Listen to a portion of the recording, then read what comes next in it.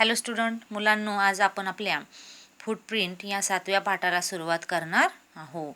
Footprint म्हणजे ठसे. तर प्रत्यक्षात कशाचे ठसे या पाठामध्ये लेखकाने स्पष्ट केलेले आहे याचा आपण अभ्यास करू. या पाठाचे लेखक डॉक्टर प्रदीप आवटे आहे. यांचा जन्म 1966 साली झालेला आहे. तर त्यांचा थोडक्यात आपण परिचय अभ्यासू.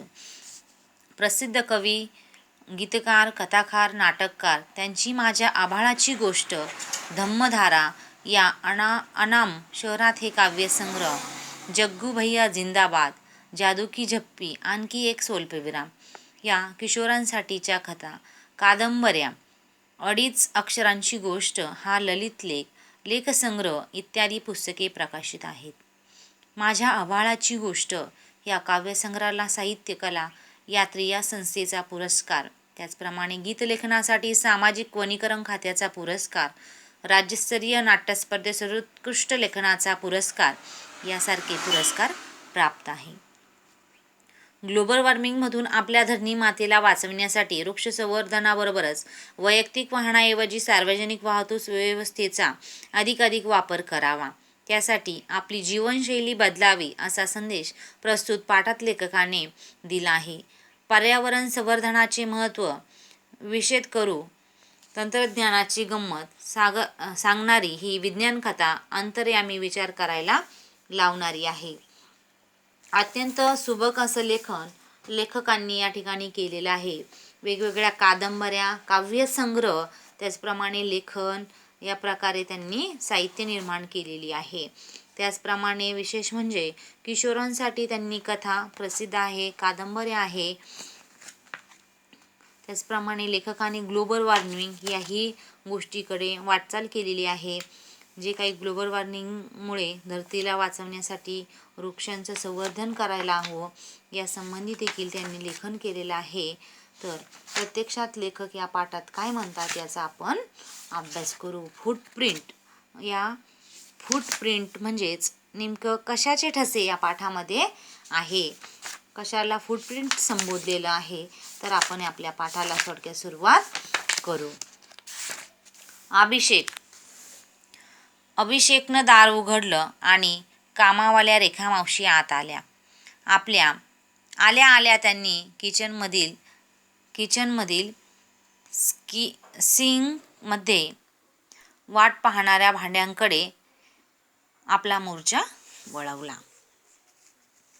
अभिषेकनं दार उघडलं आणि कामावाल्या ज्या काही मावशी आहे त्यांनी कदाचित सुरुवातीला बेल वाजवली असेल आणि अभिषेक पटकन गेला आणि त्याने दरवाजा उघडला.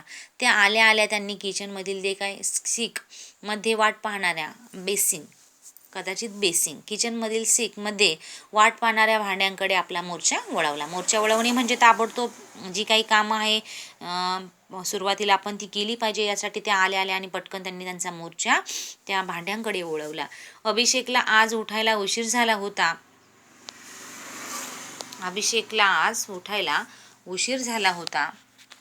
काल त्यांच्याकडे सुमित आला होता कानपूरहून.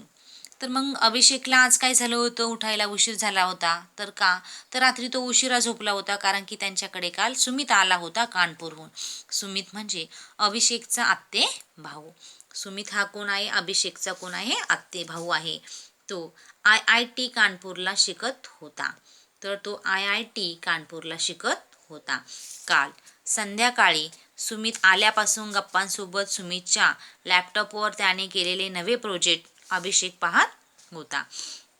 ते सुमितने त्याच्या लॅपटॉपमध्ये जे काही प्रोजेक्ट केले होते ते सुमित बघत होता. त्याचप्रमाणे अनेक गप्पाही त्यांनी मारल्या. त्यामुळे रात्री झोपायला 2 वाजले. काय हो हे, तुम्हीच फरशी पुसतात आणि तुम्हीच ती घाण करतात. मग बघा, आता खरा संवादाला सुरुवात होते की रात्री अभिषेकला झोपायला वेळ झाला, 2 वाजले होते. खूप गप्पा सुमित सोबत मारल्यामुळे त्याला उशीर झाला. काय हो हे, तुम्हीच फरशी पुसताय आणि तुम्हीच ती घाण करताय. प्रश्नचिन्ह आहे बघा, प्रश्न विचारला गेलाय. हॉलमधून स्नेहलचा आवाज आला. अभिषेक हॉलमध्ये आला तर रेखा मावशी फरशी पुसत होत्या. मग रेखा मावशीनं आलेल्या भांडे घासले. भांड्याचं काम पूर्ण झाल्यानंतर त्या पटकन आल्या आणि फरशी पुसायला लागल्या.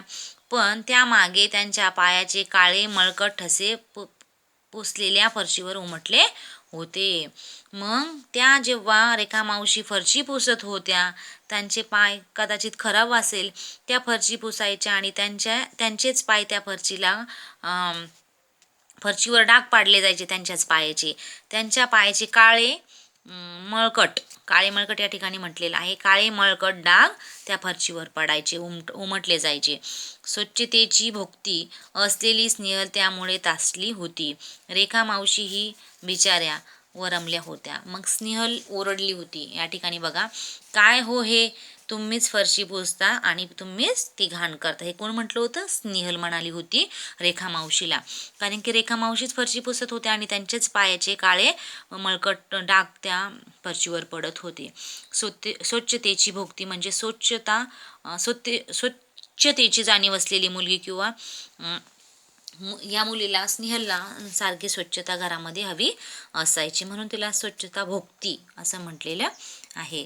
त्यामुळे त्रासली होती. रेखा मावशी बिचाऱ्या ओरमल्या. आता एवढ्या जोराने ही मुलगी ओरडल्यानंतर त्या बिचाऱ्या ओरमल्या. अहो स्नेहल ताई, मी कुठं एसीत बसून शान काम करते बाई. मग त्या बिचाऱ्या ओरमल्या आणि कमी स्वरामध्ये म्हणाल्या, अहो स्नेहल ताई, मी कुठं असीत एसी म्हटले मी, असीत बसून शान काम करते बाई. असीत बसून काम करते बाई म्हणजे असीत म्हणजेच एसीतच आहे. असीत म्हणजेच एसीत आहे. शेणा मातीत काम करावं लागतं. मग रेखा मावशी का सर्वसाधारण व्यक्तिमत्व आहे, खूप शिकलेल्या नाही दिसत आहे, त्यामुळे त्या असं बोलताय गावाकडचं. शेणा मातीत काम करावं लागतं आणि आमच्या वस्तीचा रस्ता बी समदा उखणलाय. मग त्या म्हणता, मी कुठं एसी मध्ये बसून काम करते, मला सर्व काम तर शेणा मातीचंच करावं लागतंय आणि त्यातच आमचा रस्ता सगळा उखणला म्हणजे उकरलेला आहे. समधी धूळ लागती पायासनी. सगळी काही जी धूळ माती आहे ती सगळी पायाला लागते आणि 10-10 मिनिटाला हातपाय धुवायला येळ बी नाही आणि पाणी तरी कुठं आहे बक्कळ. तर मग 10-10 जर मिनिटाला हातपाय धुवायचे असले तर आमच्याकडे तो वेळच नाही आहे आणि वेळ असूनही तरी काय, पाणी तर हवंय ना 10-10 मिनिटाला हातपाय धुवायला. अशा प्रकारचा त्यांनी संवाद केला. सॉरी मावशी, खरंच सॉरी. आपण त्यांच्या मळकट पायाबद्दल बोललो याचं स्नेहललाही कसं तरी वाटलं. तर मग ती स्नेहल म्हटली आहे की नंतर की सॉरी मावशी, आम्हाला तिला वाईट वाटलं, आपण उगाच असं म्हटलो, यामागं एवढं काही असू शकतं, तिला वाटलं नव्हतं. जेव्हा रेखा मावशीने सांगितलं का आमच्याकडे पाणी नाही, रस्ता असा आहे वगैरे, मग त्यामुळे त्या स्नेहलला जरा वाईट वाटलं. मग तिने माफी मागितली. आपल्या मळकट पायाबद्दल बोलताना याचं स्नेहललाही कसं तरी वाटलं. तिला टाचेला फाटलेली अगदी पातळ झालेली त्यांची चप्पल आठवली. तिला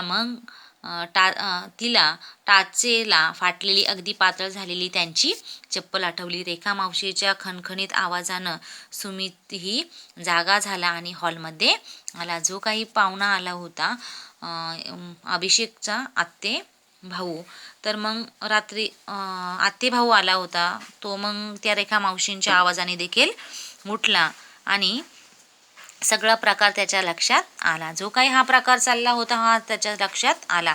तेवढ्यात पावडे काका ही आले. आज बाबा आणि पावडे काका कुठल्याशा कार्यक्रमाला जाणार होते. स्नेहलने पावडे काकांना पाणी दिले. मग पावडे काका आले. पावडे काका आणि बाबा कुठेतरी बाहेर कार्यक्रमाला जाणार होते. स्नेहलनी घाईघाई मग पावडे काकांना काय दिलं? पाणी दिलं. फरशी पुसणाऱ्या रेखा मावशींचं लक्ष पावडे काकांच्या तळव्याकडे गेलं. मग फरशी पुसताच मग आता रेखा मावशीचं एवढं बोलून झालं होतं, स्नेहल ही त्यांना अशी बोलली होती. मग बोलताच त्यांचं लक्ष पावडे काकांच्या तळव्याकडे गेलं. एकदम गोजिरा गुलाबी तळवा, कुठं चिरण्या नाहीत की काही नाही, एकदम लोण्यागत पाय हाय काकांचा. रेखा मावशी स्वतःचीच पुटपुटल्या.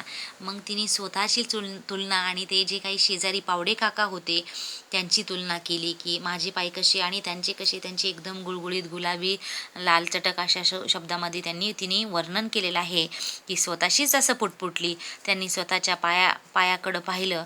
पायाला कितीतरी चिरण्या पडल्या होत्या. रेखा मावशीने काय केलं मग, त्यांच्या पायाकडे बघितल्यानंतर स्वतःच्या पायाकडे बघितलं आणि स्वतःच्या पायाला खूप चिरण्या पडलेल्या होत्या. माती धूळ बसून त्या काळ्या पडल्या होत्या. अभिषेक स्नेहलचे बाबा तयार होऊन हॉलमध्ये आले. मग स्वतःच्या पायाकडे बघितलं तिने, तिला जरा वाईट वाटलं. तेवढ्यातच मग अभिषेक स्नेहल व त्यांचे बाबा हॉलमध्ये आले. मामा, मी एक ॲप तयार केला आहे. त्या ॲपच्या साह्यानं आपण कोणाचे पाय किती स्वच्छ आहे हे सांगू शकतो, सुमितनं सांगितलं. मग सुमित देखील त्या ठिकाणी रेखा मावशीचा आवाज ऐकून जागी झाला होता. त्याने हा सगळा काही प्रकार लक्षात घेतला होता आणि मग त्याने म्हटलंय की मी एक मामा म्हणजे अभिषेकच्या वडिलांना मामा म्हटला, तो मामाच आहे. भाऊ म्हटल्यानंतर अभिषेकच्या आत्याचा मुलगा म्हणजेच अभिषेकचे जे वडील आहे ते त्याचे कोण, मामा. मामा, मी एक ॲप तयार केला आहे. त्या ॲपच्या साह्यानं आपण कोणाचे पाय किती स्वच्छ आहे हे सांगू शकतो, सुमितनं सांगितलं. तर मग नेमकी कोणता ॲप आहे, कसा आहे, त्याच्याद्वारे कशी पायाची ठसे ओळखता येते हे आपण पुढील व्हिडिओमध्ये अभ्यासू.